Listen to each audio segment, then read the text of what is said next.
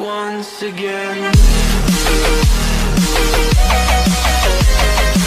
Olá galera, boa noite, tudo bem com vocês? Eu me chamo Luciana Rodrigues Brito, sou formada em Biologia pelo Instituto Federal do Pará e estou aqui hoje para conversar com vocês sobre os vírus. Então vamos lá galera!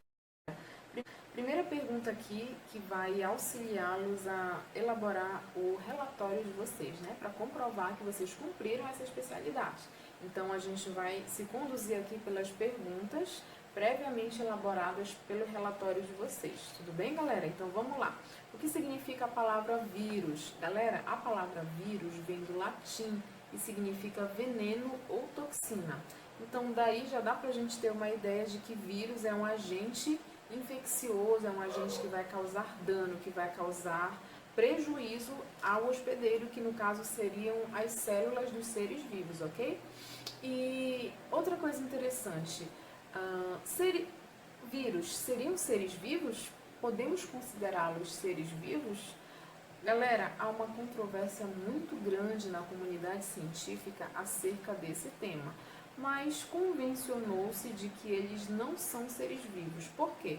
De acordo com a teoria celular, todo ser vivo é constituído por célula, e o vírus ele não é constituído por célula, muito pelo contrário, ele é constituído apenas por material genético, que pode ser o RNA, o DNA ou ainda os dois combinados, e envolvendo esse material genético nós temos um nucleocapsídeo, que é um composto aí de proteínas, tudo bem? E ainda, galera, em alguns tipos de vírus mais elaborados, nós temos aí, envolvendo esse nucleocapsídeo, uma outra estrutura que eles roubam da célula hospedeira, que é formada por proteína, lipídio e fosfolipídio, tudo bem? Então, se liga aí, tá? Para todos os efeitos, né, para os efeitos do estudo da biologia, os vírus não são considerados seres vivos. Então, continuando aqui, galera, na segunda perguntinha aqui, que vai servir para vocês fazerem o relatório de vocês, algumas características do vírus e por que eles não são incluídos em nenhum reino. Bem, vamos lá revisar a parte dos reinos que constituem todos os seres, né, que habitam no nosso planeta. Nós temos 5 reinos, né? Vocês lembram quais são? Vamos lá me ajudar? O primeiro é o reino Monera ou Arcaia, né, que é constituído pelas bactérias e pelas arqueias. O segundo é o reino dos protoctistas. O terceiro é o reino Fungi. O quarto é o reino Plantae e o quinto é o reino Animalia. E nesses 5 reinos, galera, os vírus eles não se enquadram em nenhum desses reinos. Por quê? É aquilo que nós já falamos anteriormente. Como eles não são compostos por células, eles ficam de fora dessa classificação. Eles atuam dentro da célula hospedeira. Para que eles possam se reproduzir, se replicar, eles precisam necessariamente estar dentro de uma célula hospedeira. Essa célula pode ser de uma planta, de um animal, até mesmo de uma bactéria. Então, vamos tentar fixar. Para que eles se reproduzam, para que eles se repliquem, eles precisam necessariamente estar onde?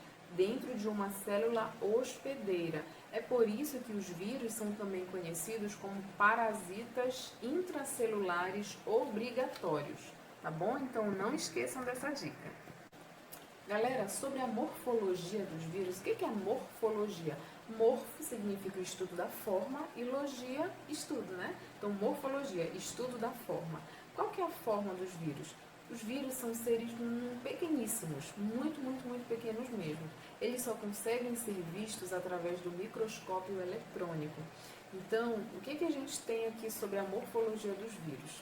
Como eu falei para vocês anteriormente, eles são constituídos por material genético, tá, galera? Que pode ser o RNA, não sei se vocês já ouviram falar, mas vale a pena dar mais uma pesquisada para quem nunca ouviu. RNA, DNA ou alguns tipos de vírus, os 2 tipos de material genético.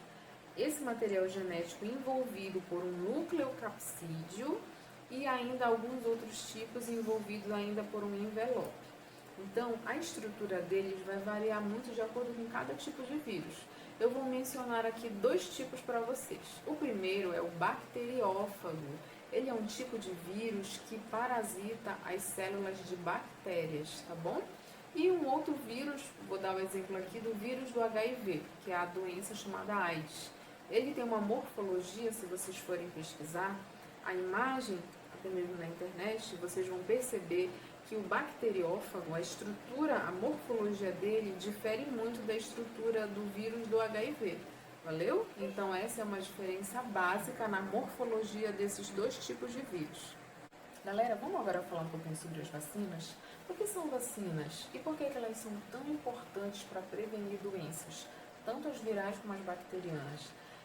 Vacinas são compostos que são colocados, injetados no nosso organismo com a intenção de produzir uma resposta imunológica que futuramente, quando de repente alguém for infectado, alguém for contaminado por um agente infeccioso, o organismo possa produzir uma resposta que vá neutralizar esse agente infeccioso.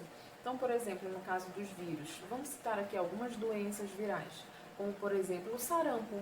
Existe uma vacina contra o sarampo. Então, como que funciona a estrutura da vacina? Vírus mortos ou atenuados são injetados no organismo humano e aí o que vai acontecer? O nosso sistema imunológico, o que é o sistema imunológico? São células de defesa do organismo humano. Essas células vão entrar em ação e vão defender o nosso organismo desses agentes infecciosos. Então, de repente, quando o seu organismo entrar em contato de fato com o vírus, com uma bactéria, com um fungo, ele vai combater à altura essa doença para que você não seja infectado, né? Para que essa doença não se propague no seu organismo. Galera, agora vamos falar um pouquinho sobre reprodução viral? Bem, como que os vírus se reproduzem? A gente já comentou que eles invadem uma célula que a gente vai chamar aqui de célula hospedeira, né? Que é a célula que ele vai invadir e vai parasitar. Então, como que funciona o trabalho do vírus dentro de uma célula? Bem, o vírus, ao invadir uma célula, primeiramente, o que acontece? Não é qualquer vírus que vai invadir qualquer tipo de célula aleatoriamente. Existem vírus específicos para células específicas. Então, vamos dar um exemplo aqui do bacteriófago. O vírus bacteriófago, como eu falei para vocês, ele é o vírus que invade a célula de uma bactéria, ok? Então, ao invadir a célula de uma bactéria, o primeiro passo dele é checar se o material genético dele é compatível com o material genético da célula. Se for, ele vai invadir essa célula. Quando ele estiver lá, naquela parte da célula que a gente chama de hialoplasma, que é onde estão as organelas, os fluidos, né? Principalmente ali o ribossomo, que ele vai precisar para fazer a síntese das suas proteínas, para que ele comece então a se replicar, ele vai precisar utilizar-se de toda aquela maquinaria celular para que ele possa ter as suas funções de replicação e reprodução. Então, primeiro passo, ele vai aderir à membrana daquela célula. Depois que ele adere, que ele vai invadir, ele começa então a reproduzir-se lá dentro.